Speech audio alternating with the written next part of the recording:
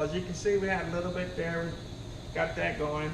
And so now we have our glucose that we're working on. So the next thing we have is we want to get ready to do our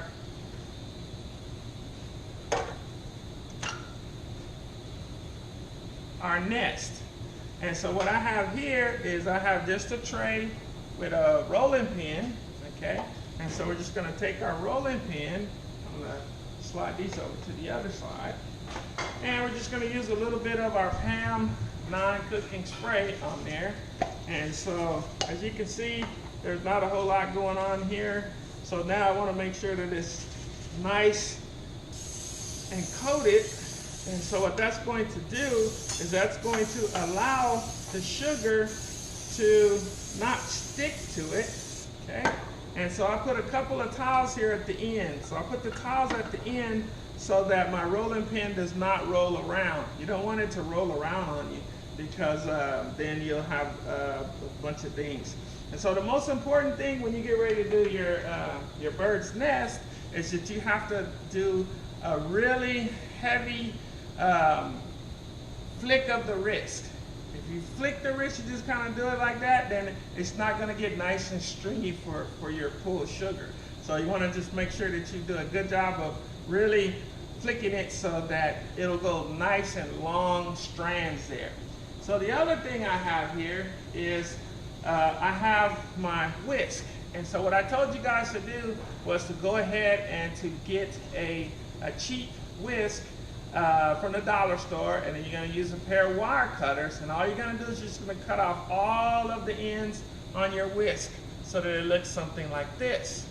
So once it looks like that, then you will be in good shape so that you can string it along like so, and you're going to see what I'm talking about. And when you check your reading in the chapter, there's some examples of that as well. So again, we're going to take our whisk, we're going to clip off all the way around so that we have like little prongs sticking out. Now if you don't have, if you weren't able to get a whisk, a cheap one, don't use your good one, use a cheap one. If you weren't able to do that, you can also do the same thing by taking two forks. If you take the two forks, you put one fork together and one fork like that, okay? And so then you kind of push those together so that you have some additional prongs. And so now you can take and dip this, and you can do the same thing.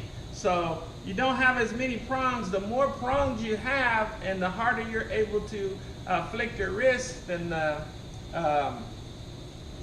thinner the string will be, and so then the finer your nest will be. So we have that going on as well. So again, I have this going. But I'm going to put this over here. Now the other thing that I wanted to show you guys, and you want to prepare for it. So what I have is I have a couple of different dowels. So of course, if I use this dowel, then I'm going to have a larger corkscrew. And if I use this dowel, then I will have a smaller corkscrew. Okay? So if you don't have any dowels, you can get those at, Walmart. You can get them at Home Depot. You can get them at Lowe's. You can just go in and buy like a 12-inch, and you can cut that into four 4-inch sections. You can do that. Now the other thing you can do is you can take your spoon. You should have a wooden spoon or either the plastic spoon that comes in, and you can do the same thing with that. So again, we want to go ahead, we want to treat this. So we're going to go ahead and we want to spray down the end of our spoon, okay? Or we want to take our dowels, we want to spray the end of those down really well. So I have a couple of different dowels. And so the other thing is, if you notice that I'm using either parchment paper at the bottom or I'm using a sheet pan. So I'm using a sheet pan so that my cleanup is a lot easier, because otherwise you're going to have all of this stuff on your floor and you don't want to slip and fall and hurt yourself as far as anything else that's going on. I'm going to spray a couple more of these so that we have them ready to go, and then we should be in good shape. And so remember, one of the biggest things that I want you guys to remember is that you need to respect the sugar. Sugar is one of the things that will hurt you the most. I said it is one of the most dangerous areas you can work in, because hot sugar will burn. it's kind of the worst burn that you can get.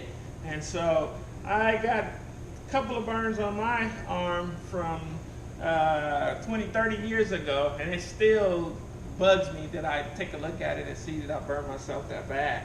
So you have to really pay attention, and you have to respect the sugar, because if you don't respect the sugar, then the sugar's gonna get you. Okay? So now again, as we're going along and we're letting this starting to cook, and we're still about 220. So now we're just brushing down the sides because we don't want it to start to form that crystal. Okay? So we're gonna let that go for a little bit.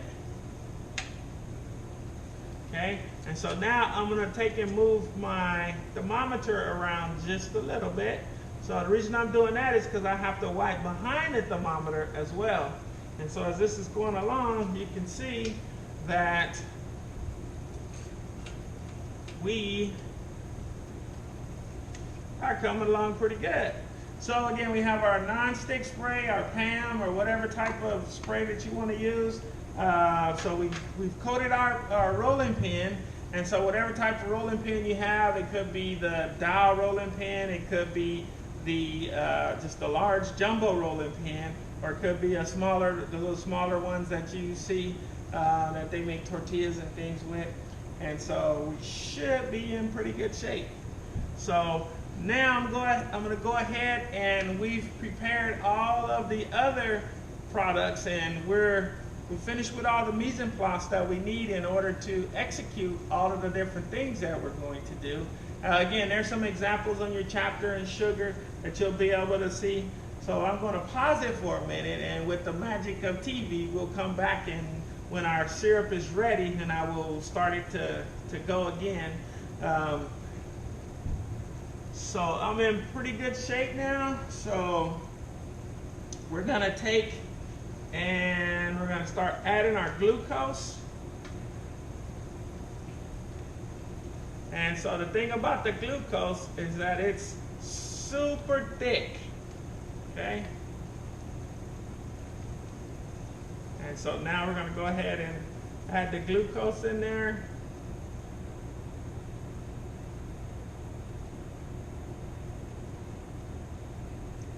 And so I'm trying very carefully not to touch the sides, because if it touches the sides, then it can start that chain reaction again. And we don't want that chain reaction to start. Okay? So I'm going to give it just a little bit of a stir. And the thing about this little stir is that I'm trying to get the excess glucose or corn syrup out of our container.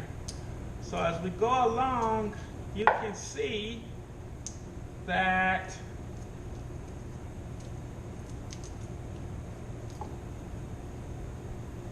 it is very sticky. Okay? And so remember, this is excess money that you would be throwing away. So you want to try to ensure that you get all of that out of your pan or out of your container. And so now we're just going to let it go.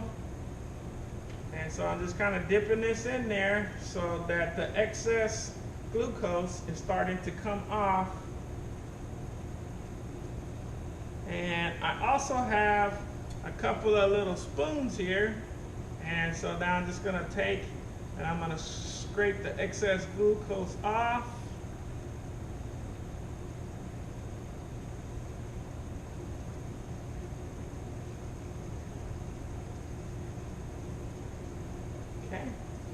Take this, put it over to the side, get that little bit of glucose off.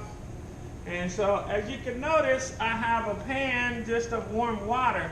And so I want to make my cleanup as easy as possible. So when you start messing with corn syrup and you start messing with all these different things, you want to make sure that you have some warm water over to the side so that your cleanup will be easy. And so now I have my